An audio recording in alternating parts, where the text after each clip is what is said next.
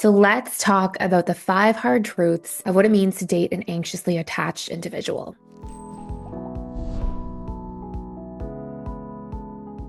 Now, I will start this video with a disclaimer saying a few things. Number one, I've done 5 hard truths for every insecure attachment style. So this is not singling out our anxious attachment styles. And number two, you know, each attachment style brings superpowers to a relationship. Anxiously attached individuals are so like sweet and thoughtful and they pay so much attention to detail and they're so collaborative and they're great teamwork individuals. Like they bring so much to a relationship, but really their Achilles heel is that they forget to look out for themselves. They forget to take themselves into consideration. And as a result, they feel like they're not filling their own cup. Their cup is empty. And now, oh my gosh, I need somebody to fill it for me. And that can bring in some of the needy or clingy behaviors, some of the things we're going to talk about in the harsh truths. When I go through all of this today, when we talk about the 5 hard truths, this is specifically for people who are not doing the work. Okay. So this is for individuals that are on autopilot. They may not even realize that they have an insecure attachment style. But, as I've seen so often, whether it's in the personal development school, whether it was when I was running my client practice, so often I would see that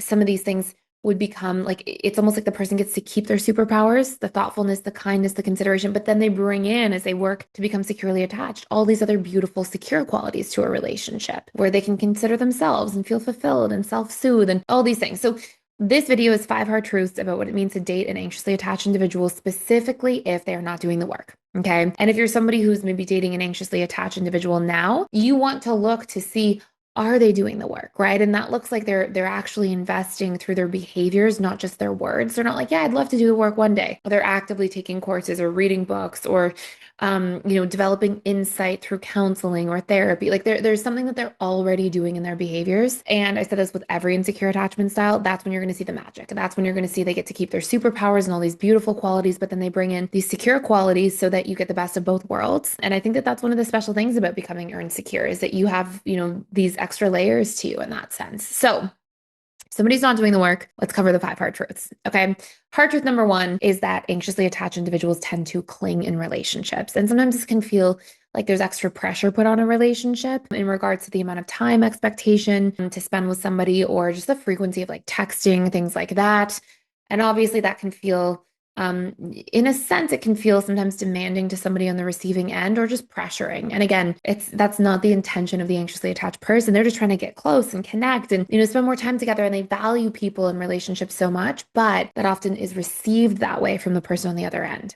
Number two, anxious attachment styles struggle to self-soothe. And so for each individual where we tend to struggle with something, that also tends to be the very thing that we put extra expectation on our partners to solve for us. So you see this with different attachment styles. You see it with the dismissive avoidant. They struggle to move through conflict.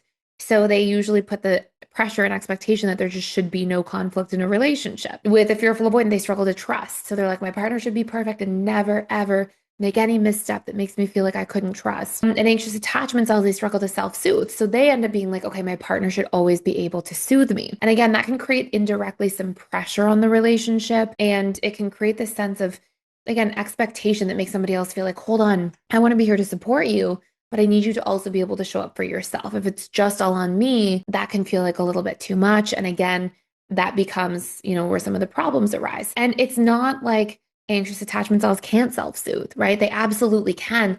They just usually didn't get the opportunity to really learn.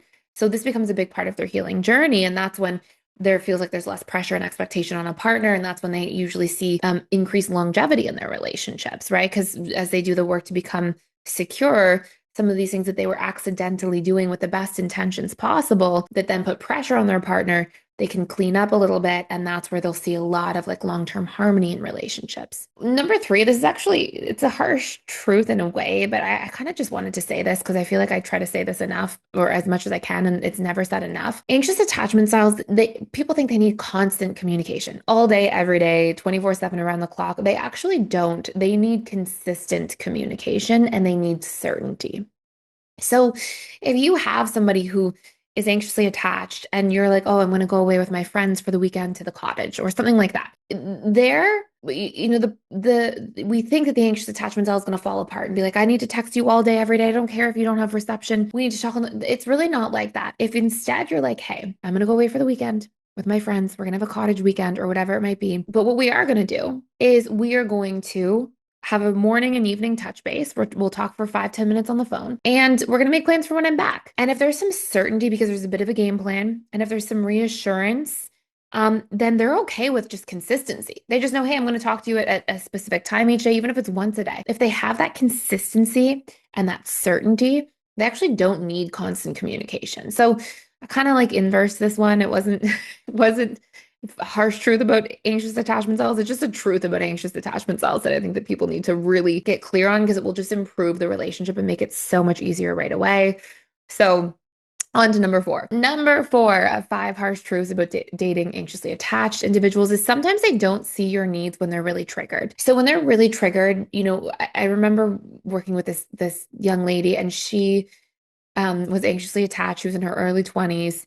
She was really trying to show up and do the work. And her partner was dismissive avoidant. And I remember her saying to me, it was like our second meeting, and she said, yeah, my partner got mad at me over the weekend. And he said he needed space for the rest of the afternoon to like sort through what was going on. And, I know if I needed space, or I know if I said I needed space, I would want the person to surprise me and to know that they're thinking of me. And so I went and I showed up and surprised him, and I cooked him some food and I wrote him a note, and he didn't take very well to it. And I don't understand why. And it was like in that moment, she was thinking, okay, he would need love the way that I need to be loved. And I would want somebody to show up for me. But sometimes in their own anxiety, they don't realize that, like, wait, people have different needs than I do. And so sometimes they have these sort of like activating strategies that end up justifying their way to activate. It's like, I'm doing something nice though. So it's okay if I kind of, bulldoze his need for time and space. And sometimes when they're really triggered, they don't consider people because they're in their triggering so much. And it's usually brief, and it comes with the best intentions, but it can be something that's tricky to hear or to receive on the other end of it.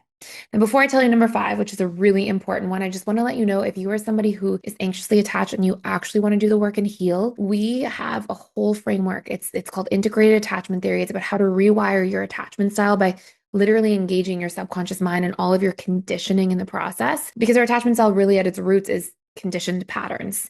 And so we leverage our understanding of neuroscience and how the subconscious needs to be rewired to truly heal and change your attachment style in the most efficient period of time that's out there. So if you want some help and support in doing that, so you can actually see increased longevity in your relationships, we actually have your attachment style program available to you to check out fully for free for every attachment style: dismissive, fearful, avoidant, anxious attachment style, fully for free, just for a limited time. We do this twice a year. One of those times is right now because it's May, it's Mental Health Month. So if you want that free support for that limited time, you can check out the link down below. Last but not least, anxious attachment styles tend to be self-silencers. And what I mean by this is that sometimes they accidentally put their needs last. They won't share what they truly need, and they won't share their authentic selves. There's their own component. They have their own version of being emotionally unavailable. Because if you're people pleasing all the time, it may look like you're more emotionally available, and maybe emotionally you'll be more vulnerable. But true emotional availability actually means being able to share your truth, your needs, your boundaries, your truth. When something's a no, you have to be able to say it's a no. And if you say yes when it's a no, you're connecting inauthentically. You're connecting from a place of hiding yourself in your own way, even though it's for people pleasing and it may have a different set of intentions. It's still a degree of emotional unavailability. And so by hiding what you're feeling, by repressing your emotions, not only is that actually a barrier to connection and again, longevity in relationships, but on top of that, it also ends up being something where you self-abandon, right? You don't share your truth, you put yourself last, and that will cause more anxiety in a relationship that will then usually come out in a different way long-term, as frustration or upset later on, or maybe panic or fear. So important to be able to do that and to do the work around that. But those are 5 harsh truths. If you want more content like this, or if you have follow-up questions, let me know down below. I will definitely make content like this. What are some hard truths you've seen dating an anxious attachment style or being an AP? You're welcome to share about any personal experiences there that you've had, and I'll try to make some content around them. And last but not least, if you enjoyed this video, make sure you like, share, and subscribe. I put daily content out here on YouTube so that you always have a daily resource or a sort of daily breakthrough video to follow along with if you ever need extra support. Thank you for watching, and stay tuned for tomorrow's video.